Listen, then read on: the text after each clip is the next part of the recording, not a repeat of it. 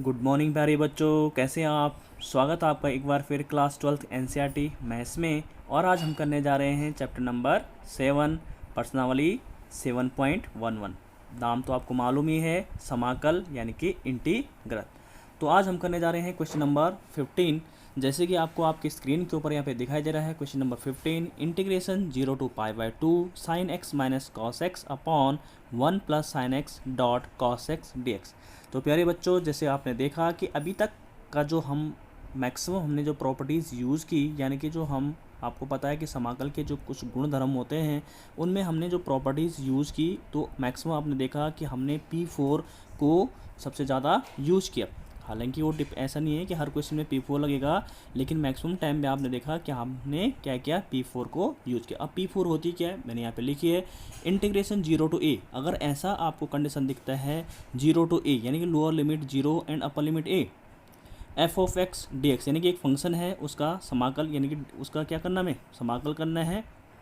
तो उसको आप क्या लिख सकते हैं, integration 0 to a F A minus x, यानी कि अपर लिमिट जो है उसमें से फंक्शन को, जो फंक्शन का एक्स है उसको घटा देना है, ठीक है, ए माइनस एक्स डी एक्स।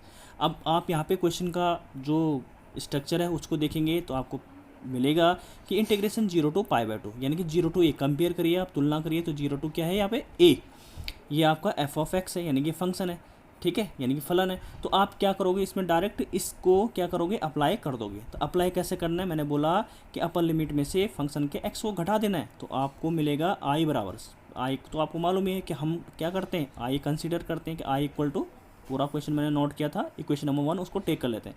अब मैंने जब P4 को अप्लाई किया तो P4 आई इक्वल टू क्या आ जाएगा, इंटीग्रेशन 0 to π/2 और साइन अपर लिमिट क्या है यहाँ पे, अपर लिमिट π/2 में से x को घटा देंगे। जैसे मैंने कहा था कि फंक्शन का जो x है वो किससे घटेगा, सब्ट्रैक्ट होगा अपर लिमिट से। तो यहाँ पे हो जाएगा, देखो साइन तो साइन ही रहेगा, साइन अब x घटना है। जैसे यहाँ पे क्या किया मैंने, a माइनस एक्स किया था, तो यहाँ पे क्या होगा, π/2 माइनस एक्स। तो देखो यहाँ पे क्या आ गया, sine π/2 minus x minus, similar process हमने यहाँ पे भी यूज़ किया, कॉस π/2 माइनस एक्स और dx, ठीक है, upon 1 plus sine x dot cos x है, तो यहाँ पे आ जाएगा 1 plus sine π/2 minus x dot cos π/2 minus x. Clear है। अब आपको पता है यहाँ पे कि साइन 90 माइनस थीटा क्या होता है, तो साइन 90 माइनस थीटा क्या होता है, कॉस थीटा होता है, यानी यहाँ पे कॉस एक्स आ जाएगा। कॉस 90 माइनस थीटा क्या होता है, साइन एक्स होता है प्यारे बच्चों। अपॉन आप देखेंगे यहाँ पे 1 plus sine 90 minus x, 90 minus x, sine 90 minus x मैंने आपको बताया कॉस एक्स होता है, और ये क्या हो जाएगा, कॉस का क्या हो जाएगा, यहाँ पे साइन हो जाएगा डी एक्स। इसको कंसिडर कर लूँगा मैं इक्वेशन नंबर 2। अब क्या करते हैं हम, आपको प्रोसेस पता होना चाहिए क्योंकि मैंने बहुत सारे क्वेश्चन इस बेस पे आपको करा रखे हैं। 1 और 2 को हम क्या करते हैं, क्वेश्चन को ऐड कर लेते हैं, ठीक है, समझ में आया। तो समीकरण 1 और 2 को जोड़ने पर, यानी कि हम लिखेंगे adding equation number 1 and 2, then you have I plus I, यानी कि आपको क्या मिलेगा, आई प्लस आई यानी 2i मिल जाएगा। क्लियर, आई प्लस आई क्या मिलेगा आपको, 2i मिलेगा। और इंटीग्रेशन 0 to π/2, देखो यहाँ पे भी क्या है, इंटीग्रेशन 0 to π/2, यहाँ पे भी क्या है, इंटीग्रेशन 0 to π/2, यानी कि ये तो कॉमन आ गया। और आप इसका जो फ्रैक्शन है, यानी जो फंक्शन जो एक फ्रैक्शन फॉर्म में आप उसका डिनोमिनेटर को देखेंगे तो आप पाएंगे कि दोनों का डिनोमिनेटर सेम है, यानी इक्वेशन नंबर 1 का भी और इक्वेशन नंबर 2 का भी। तो यहाँ पे देखिएगा 1 plus sine x dot cos x, यहाँ पे क्या है 1 plus cos x dot sine x, बात एक ही है, आगे पीछे प्रोडक्ट में चल जाएगा, sine x dot cos x बोलिए, cos x dot sine x बोलिए, बात एक ही है। तो आप ये देखेंगे कि इसका जो डिनोमिनेटर है यानी कि हर है, दोनों भिन्नों को प्यारे बच्चों क्या है, वो एक जैसे ही है, तो मैं उसको कॉमन ले लिया, यानी कि एक तरह से एलसीएम ले लिया। तो 1 plus sine x dot cos x, आप इनको पहले ऐड भी कर सकते हैं, जैसे पूरा फंक्शन नोट किया, पूरा क्वेश्चन प्लस फिर इसको नोट कर लिया। तो आप देखेंगे कि 0 to π/2 तो क्या है, कॉमन है। और यहाँ पे भी आपको मिलेगा 1 plus sine x dot cos x, क्या है, एलसीएम लेंगे आप, तो आपको ऊपर क्या मिल जाएगा, sine x minus cos x, ये देखो मैंने लिख लिया, plus cos x minus sine x. तो आप यहाँ पे देखिएगा प्यारे बच्चों, ब्रैकेट अगर ऑफ भी हो जाएंगे तो आपको मिलेगा कि माइनस साइन एक्स है, यहाँ प्लस साइन एक्स है, ये कैंसिल आउट होगा, यहाँ माइनस कॉस एक्स है, यहाँ प्लस कॉस एक्स है, तो ये क्या हो जाएगा आपका, कैंसिल आउट हो जाएगा। और नीचे तो वही रहेगा 1 plus sine x dot cos x. तो यहाँ पे मैं आपको दिखा देता हूँ अगली लाइन में कि यहाँ पे देखिए मैंने यहाँ पे कैंसिल आउट इनको कर रखा है। देखिए साइन से साइन कैंसिल आउट होगा और कॉस से कॉस कैंसिल आउट होती है, तो 0 बच गया। तो 0 अपॉन समथिंग क्या हो जाएगा आपका, 0, यानी कि 2i इक्वल टू एक्चुअली चल रहा है, तो 2i इक्वल टू क्या है, 0। तो 2i इक्वल टू जब 0 होगा तो i इक्वल टू 0, तो यही आपका क्या होगा प्यारे बच्चों, आंसर हो जाएगा। तो उम्मीद करता हूँ कि यहाँ तक आपको क्लियर हुआ होगा। प्यारे बच्चों, अब हम बढ़ते हैं नेक्स्ट क्वेश्चन की ओर, क्वेश्चन नंबर 16। ये भी बहुत ही महत्वपूर्ण प्रश्न है, बहुत बार एग्जाम में आपका पूछा जा चुका है, तो आप इसको बहुत ही ध्यान से देखिएगा। देखिए यहाँ पे क्वेश्चन है आपके पास integration 0 to pi log 1 plus cos x d x.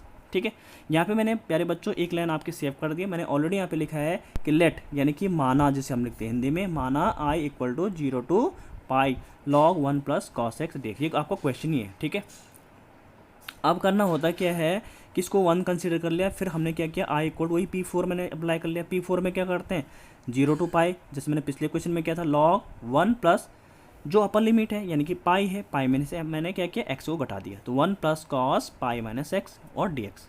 Clear है यहाँ तक। अब देखिएगा यहाँ पे इंटीग्रेशन 0 टू पाई log 1, अब यहाँ पे क्या होगा, कॉस 180, देखो पाई की वैल्यू क्या होती है 180, 180 माइनस थीटा क्या होता है 180 माइनस थीटा, यानी किस क्वाड्रेंट में आएगा, ये सेकंड क्वाड्रेंट में आएगा। और सेकंड क्वाड्रेंट में सिर्फ आपको पता है प्यारे बच्चों, मैं आपको बताना चाहूँगा साइन और कॉस है ही पॉजिटिव होते हैं, ये दोनों ही पॉजिटिव होते हैं, बाकी नेगेटिव होता है। तो ये तो कॉस है, इसका मतलब यहाँ पे क्या आ जाएगा, माइनस कॉस एक्स। ठीक है, समझ में बात आई। कॉस 180 माइनस थीटा, क्योंकि सेकंड क्वाड्रेंट में आप बात कर रहे हैं, तो सेकंड क्वाड्रेंट में क्या होगा, नेगेटिव होगा ना, तो आपके पास आ जाएगा 1 माइनस कॉस एक्स डे। इसको मैंने इक्वेशन नंबर 2 कंसिडर कर लिया। फिर वैसे जैसे मैंने प्रीवियस क्वेश्चन में किया था, इक्वेशन नंबर 1 और 2 को ऐड करने पर। ठीक है, तो करते हैं यहाँ पे ऐड, आई प्लस आई क्या हो जाएगा, 2i हो जाएगा, जैसे आपको दिख रहा है। 2i equal to integration 0 to pi log 1 plus cos x plus log 1 minus cos x d x हो जाएगा। क्लियर है। अब यहाँ पे देखिएगा integration 0 to pi, integration 0 to pi तो कॉमन ले रखा पहले से। ठीक है, और डी एक्स भी कॉमन है। और आपको पता है रूल लॉग का कि log m plus log n, अगर आपके पास आ जाए कहीं पे log m plus log n, तो प्यारे बच्चों उसको लिखते हैं हम log m इंटू n। ठीक है, समझ में बात आई। तो यहाँ पे आप क्या करेंगे, log 1 plus cos x into करेंगे, यहाँ पे एक लाइन मैंने सेव कर रखी है, 1 plus cos x into 1 minus cos x. देखो m, ये m है और ये क्या है, n है, तो क्या हो जाता है, मल्टीप्लाई में आ जाएगा। log तो 1 टाइम आएगा, तो मैंने log 1 टाइम लिख दिया। जब ये दोनों मल्टीप्लाई होगी तो क्या होगा, ये आइडेंटिटी बन गई आपकी a plus b a minus b. तो a plus b a minus b क्या होता है, a square minus b square. तो इसको मैं क्या लिख सकता हूँ, 1 minus cos square x d x. Clear है। अब यहाँ पे लिख लेंगे हम integration 0 to pi log 1 minus cos square x क्या होता है, साइन स्क्वायर होता है, क्योंकि हम जानते हैं sine square x plus cos square x equal to क्या होता है, 1 होता है। तो 1 minus cos square x equal to क्या लिख सकते हैं आप, साइन स्क्वायर एक्स लिख सकते हैं। ठीक है, अब ये जो 2 है, आपको पता है कि अगर log का ही एक रूल है कि log m स्क्वायर है, तो आप 2 को क्या कर देते हो, आगे लिख देते हो, और इसको लिख सकते हैं आप log 2 log m। अगर log m स्क्वायर है तो इसको क्या लिखेंगे आप, 2 log m। तो 2 कहाँ जाएगा, आगे आ जाएगा। ठीक है, और ये किसके बराबर चल रहा है आपका, 2i बराबर चल रहा है। 2i इक्वल टू 2, ये वाला 2 आगे आ गया, integration 0 to pi log sine x d x, ये आपका बच गया। इस 2 से ये 2 कैंसिल आउट हो गया, i इक्वल टू हो जाएगा आपका 0 to pi log sine x d x. अब क्या होगा, i इक्वल टू 2, इसको क्या करेंगे, जो अपर लिमिट है आप दिख रहे हैं आपको, अपर लिमिट क्या है यहाँ पे, पाई है, और मैं चाहता हूँ कि वो पाई बाय 2 हो जाए, यानी कि उसका आधा हो जाए। पाई का आधा कितना होता है, पाई बाय 2 होता है। तो मैं उसको आधा बनाने के लिए क्या करना पड़ेगा, मुझे 2 यहाँ पे लिखना पड़ेगा, 2 integration 0 to pi by 2 log sine x d x. लेकिन प्यारे बच्चों ये भी एक आइडेंटिटी है, एक जो इंटीग्रेशन का जो गुणधर्म है डेफिनेट इंटीग्रल का, वो आपके प्रॉपर्टी ये है कि अगर आपके पास है, मैं यहाँ पे लिख देता हूँ उसको, बल्कि आपको दिख रहा है, लिखा है मैंने, integration 0 to 2a f of x d x है। अगर आप चाहते हैं कि इस अपर लिमिट को मैं आधा लिखूं, तो क्या लिख सकता हूँ मैं, 2 integration 0 to a f of x d x. लेकिन इसके लिए कंडीशन ये होती है कि अगर आपने फंक्शन में, यानी कि जो फलन है उसमें क्या करना है, आपने जो अपर लिमिट में से क्या करना है, एक्स को घटाना है, और आपको पॉजिटिव फंक्शन दे दे, यानी कि धनात्मक फलन दे दे, तो तभी ये रूल लगता है। ठीक है, समझ में बात आए तो आप इसको कर देना, क्योंकि इस बेस पे मैं पहले काफ़ी क्वेश्चन आपको करा चुका हूँ। ठीक है, तो यहाँ पे आप इसको अप्लाई कर सकते हैं। तो i इक्वल टू क्या हो जाएगा, 2 integration 0 to pi by 2 log sine x. ठीक है, ये वाली हमने लगा रखी है। समझ में बात आई। मैं ये कह रहा हूँ कि अगर आपने फंक्शन में अपर लिमिट यहाँ पे क्या है, देखो मैं यहाँ पे लगा के दिखा देता हूँ आपको। एफ ऑफ एक्स क्या है यहाँ पे, एफ ऑफ एक्स अगर आपको समझ में नहीं आई तो ये बात मैं क्लियर ही कर लेता हूँ। एफ ऑफ एक्स क्या है, log साइन एक्स है। मैं ये कह रहा हूँ कि अपर लिमिट क्या है यहाँ पे, अपर लिमिट क्या है यहाँ पे, पाई है, पाई माइनस एक्स करोगे आप, तो यहाँ पे भी तो करोगे आप log sine pi minus x, ऐसे करोगे। अब यहाँ पे देखिएगा आप कि log sine pi minus x क्या होगा, साइन एक्स ही होगा। तो ये खुद क्या हो गया फिर, ये कहीं ना कहीं एफ एफ एक्स आ गए, फंक्शन तो यही है आपका। तो ये आपका क्या है, पॉजिटिव फंक्शन आया ना, माइनस तो नहीं लगा इसका आगे, तो इसका मतलब आप उसको ऐसे ब्रेक कर सकते हैं। ठीक है। तो 2 integration 0 to pi by 2 log sin x dx। अब इसको मैंने क्या कर दिया, i इक्वल टू 2। अब इसको हमें अलग से सॉल्व करना पड़ेगा क्योंकि एक नया क्वेश्चन हमारा बन चुका है। तो 2 इंटू इसको मैंने लिख लिया i1, इसको क्या लिख दिया मैंने i1। तो आप देख रहे होंगे यहाँ पे मैं i1 लिखा और इसको बॉक्स के अंदर पैक करके लिख दिया इक्वेशन नंबर 3। क्या लिख दिया, इक्वेशन नंबर 3। अब यहाँ पे देखेंगे आप कि इस I1 को मैं सॉल्व करूँगा। तो I1 इक्वल टू क्या है, integration 0 to pi by 2 log sin x dx। इसको मैंने मान लिया इक्वेशन नंबर 4। अब प्यारे बच्चों अगेन इसमें मैं क्या करूँगा, P4 को इस्तेमाल करूँगा, जो आपके पास गुणधर्म है P4।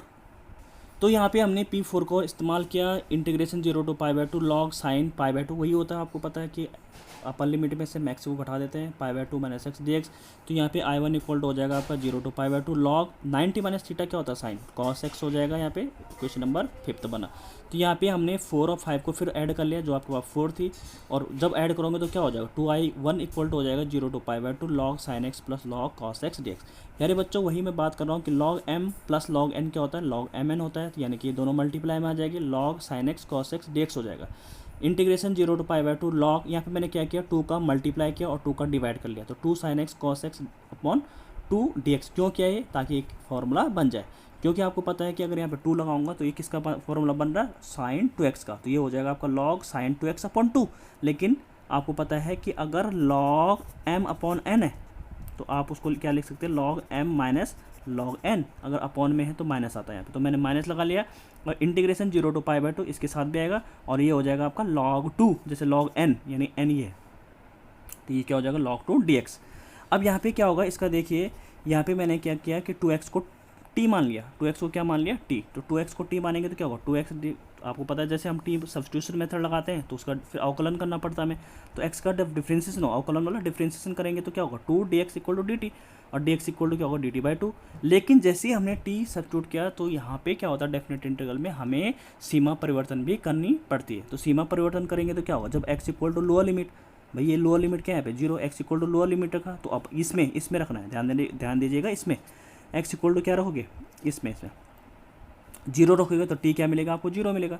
जब फिर अपर लिमिट रखोगे यानी पाई बाय 2 मिलेगा, पाई बाय 2 रखोगे तो t इक्वल टू क्या मिल जाएगा पाई।